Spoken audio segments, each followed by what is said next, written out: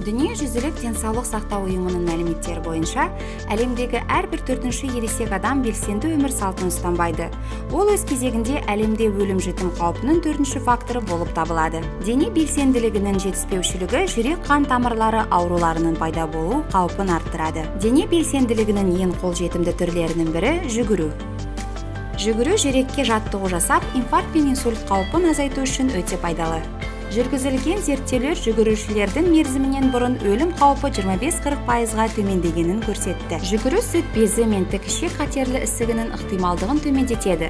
Альцгеймер және Паркинсон ауруларының дамуын тежейді. Қартаюды кешіктіреді және егде жастағы адамдарға бұлшық еттің семуіне жол бермейді. Ас қорытуды ықпал етеді, көңіл күйді жақсартады. Сонымен қатар, адам ағзасына пайдалы әсер ету жалғыз бұл емес. Жүгіруден кейін тыныс алуды қалпына келтіру және жүрек соғу жиілігін қалыпқа келтіру үшін міндетті түрде салқындауды ұмытпаңыз. Күрт тоқтамай жаяу аянға көшіңіз. Содан кейін денеге жеңіл керіліп созылатын жаттығулар жасаңыз.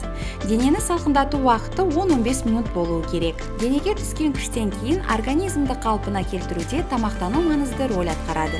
Өйткені ағзаға қажетті заттар қажет етіледі. Бұл жерде бізге дұрыс және теңдестірілген тамақтану көмектеседі. Спортпен айналысыңыз, белсенді әрі сау болыңыз.